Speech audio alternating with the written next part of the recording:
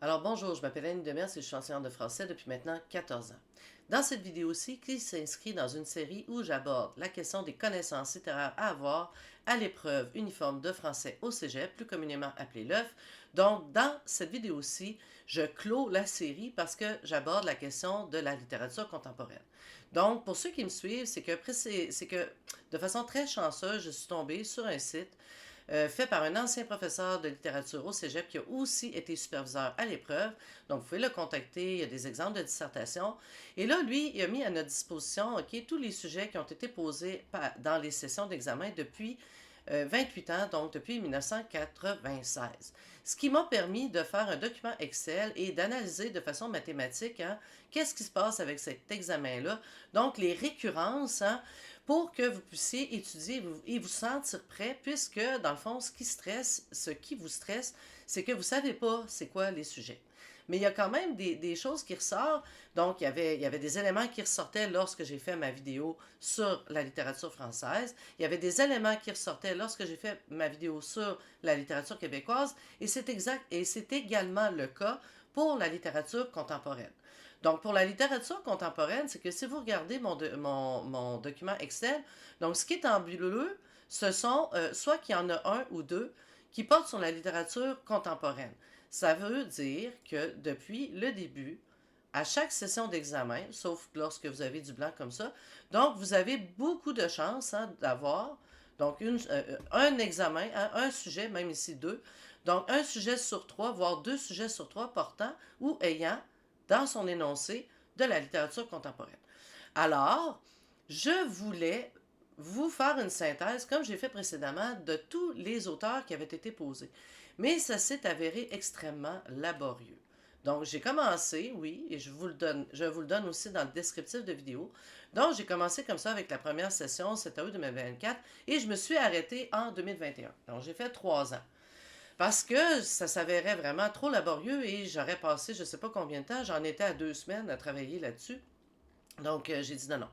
Mais, si vous regardez ce qui est en jaune, ça, ce sont les thèmes. Parce qu'à chaque auteur, j'inscrivais l'origine, les prix qu'ils avaient remportés, les thèmes qu'ils traitaient et les œuvres magistrales qui avaient marqué, bon, qui les représentaient.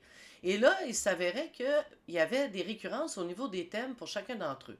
Et donc, c'est la raison pour laquelle je me suis arrêtée en 2021. Et puis, bon, si quelqu'un voulait faire un peu de zèle, il pourrait aller vérifier si j'ai raison. Il y a peut-être d'autres thèmes qui ont été traités antérieurement ou à d'autres années.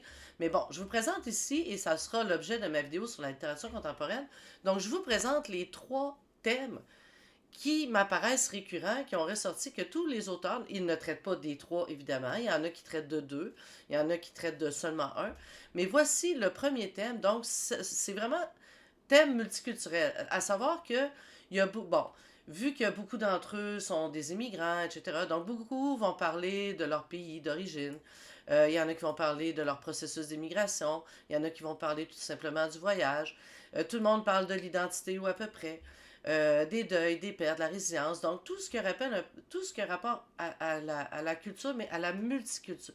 Ce qui fait vraiment en porte-à-faux, par exemple, quand on pense à la littérature québécoise, qui, jusque dans les années 1970, on revendique notre identité québécoise.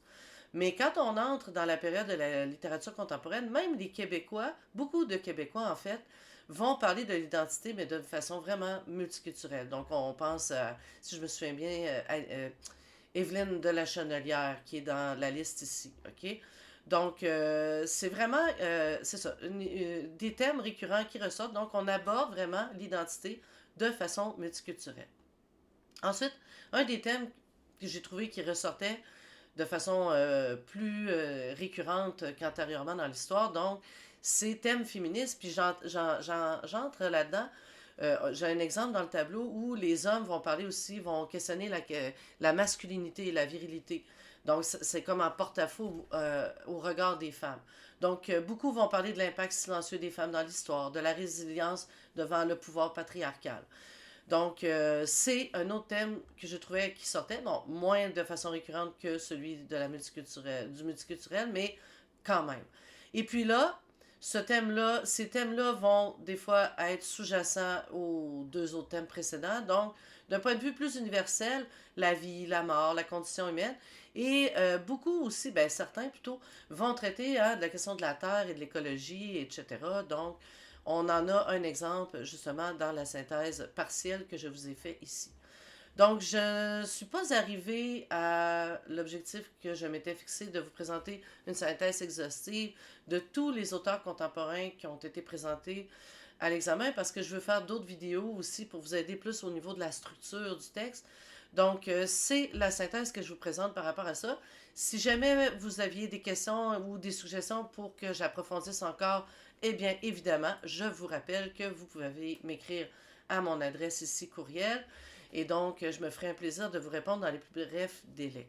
Mais sinon, voilà, je remercie tous ceux qui s'abonnent à ma chaîne encore en ce moment. J'espère atteindre les 200 dans la prochaine année.